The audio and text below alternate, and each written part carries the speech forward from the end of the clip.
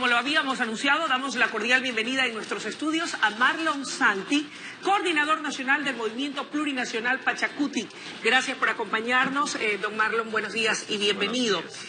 Entiendo que el 23 de agosto se reunieron las bases y la militancia de todas las organizaciones sociales que conforman el Movimiento Plurinacional Pachacuti y tuvieron una resolución. Anuncian movilizaciones. ¿Para cuándo y por qué? Bueno, el movimiento indígena ecuatoriano, la más representativa del país, después de un proceso de diálogo con el régimen y con los distintos espacios del Estado, ha anunciado y vamos a promover la movilización nacional en territorio y en la capital. Esto se debe a que algunas mesas de diálogo no se han concretado. Solo hay un avance en la mesa de diálogo de la educación intercultural bilingüe. No está avanzado la mesa de recursos naturales, la mesa de política nacional e inclusión del Estado plurinacional y otras mesas que para el movimiento indígena son importantes. Todo esto se resumiría, por ejemplo, en parte en los acuerdos con el Fondo Monetario Internacional, que entiendo ustedes rechazan aquellos acuerdos que se han concretado con ese organismo multilateral. Por supuesto, la firma del Fondo Monetario Internacional con el Estado ecuatoriano repercute bastante en los derechos civiles, en los derechos laborales de los trabajadores y más en los derechos territoriales de los pueblos indígenas. ¿En qué medida los afecta? Primeramente, hay ciertos artículos del Fondo Monetario Internacional que proyecta a una concesión o privatización de sectores estratégicos como las telecomunicaciones, como las hidroeléctricas y otros espacios estratégicos que lo vemos entregar la soberanía de la nación a empresas privadas, quizás ecuatorianas o transnacionales. Pero ya en el tema indígena hay un avance agresivo de la actividad extractivista como la minería, la ampliación en el ITT en Yasuní sobre ampliación del petróleo o de los bloques petroleros y en el centro sur amazónico. Marlon, aquí yo me voy a poner como abogada del diablo y un poco para poder interpretar lo que es el denominador común en cada una de las acciones concretas, los acuerdos con el Fondo Monetario Internacional, la decisión de avanzar con el tema de la explotación de recursos naturales. El denominador común es la falta de recursos, no hay dinero. La mesa no quedó puesta y definitivamente cualquiera que le tuviese tocado gobernar, le tocaba bailar con la más fea y buscar la forma de obtener recursos que permitan precisamente atender a los sectores sociales y a los más desposeídos. Ese es el justificativo del gobierno. Ese justificativo nos parece equivocado. Primeramente, tengo que decirle al Estado ecuatoriano dentro de la vida republicana o la vuelta de la república después de la dictadura, el Ecuador ha vivido un boom petrolero. Pero esta fase del boom petrolero ha sido la responsable de la corrupción estatal más grande. Todos los gobiernos de turno, no solo el que pasó sino todos los gobiernos han sido responsables de llevar al declive al Ecuador. ¿Por qué? Hay una corrupción fatal. Las empresas transnacionales han corrompido a los ministros, a los distintos cargos del Estado en sus correspondientes ejercicios. Y es lo que pasa en los actuales momentos. Pero aquí yo le hago pongamos un ejemplo nomás. Hay un pueblo que se opone a una empresa, por ejemplo, el tema Genefran. Las empresas compran a los jueces para sobornar y que esos dictámenes favorezcan a las empresas.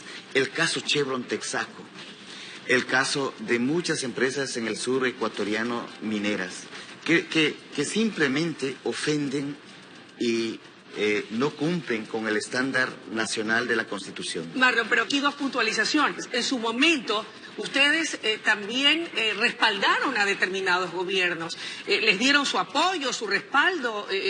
Yo diría que hasta en determinados momentos cogobernaron juntos. ¿Qué pasó después? Así es el caso de Lucio Gutiérrez. El movimiento indígena hizo una alianza, quizás equivocada o acertada, pero cuando no hay una inclusión real del Estado plurinacional, creo que los pueblos indígenas o el movimiento indígena no estamos para tapar o para ser hipócritas de los procesos que hacen los gobernantes. ¿Usted cree que se equivocaron entonces? ¿Admiten que se equivocaron? Yo admito que nos equivocamos en una alianza con Lucio Gutiérrez. ¿Solamente con el gobierno del señor Lucio Gutiérrez? Hemos apoyado en un inicio a Rafael Correa porque había unas políticas públicas, planes de gobierno muy buen vistos desde nosotros. ¿Y también se equivocaron? También nos equivocamos. ¿Y ahora?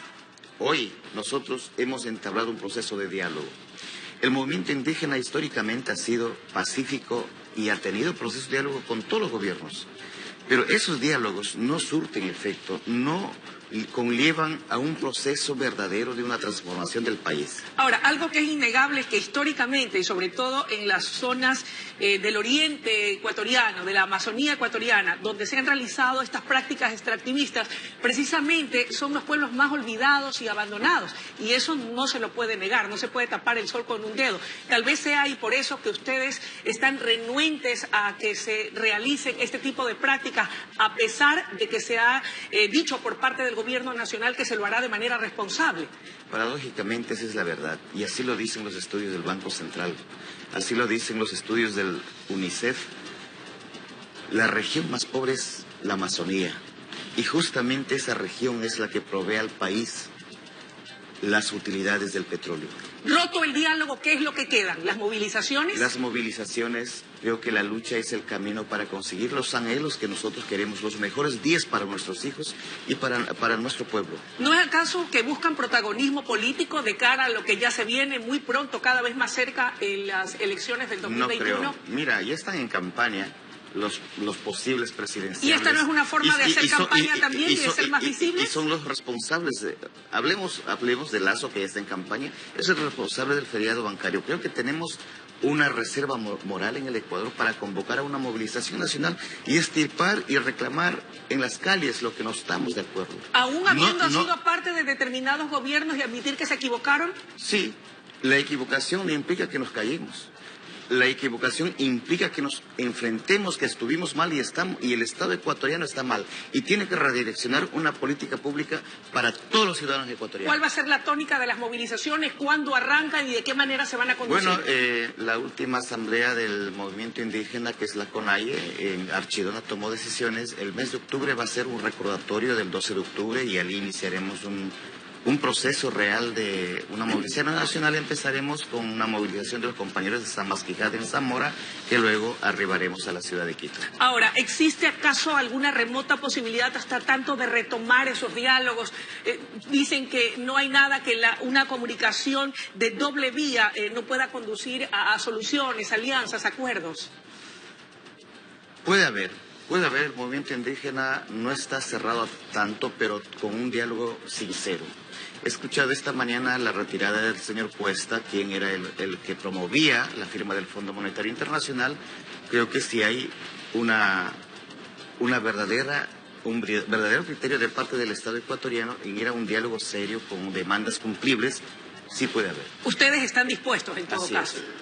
Bueno, ¿y qué es lo que pedirían en concreto? Mira, la primera mesa que vamos a sentar es la revisión de los contratos mineros petroleros en el centro suramazónico que no están públicamente revisables, se han tapado todo. Creo que esas son las mesas más prioritarias que ahora vemos porque afectan derechos territoriales y derechos colectivos de los pueblos indígenas.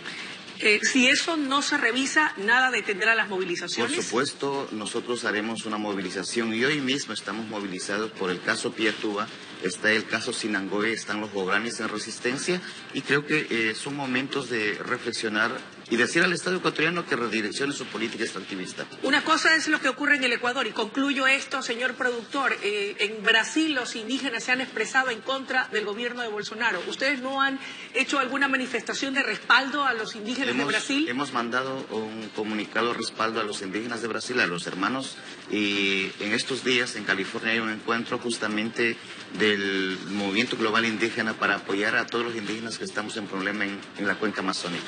Gracias por su presencia Muy esta amable. mañana. Gracias. Amigos televidentes, hemos escuchado la intervención de Marlon Santi, coordinador nacional del movimiento plurinacional Pachacutic, quien anuncia movilizaciones progresivas en el país a partir del mes de octubre en caso de que no se logren reanudar los diálogos con el gobierno nacional. Es momento de una brevísima pausa y enseguida regresamos con mucho más desde la noticia Primera Emisión.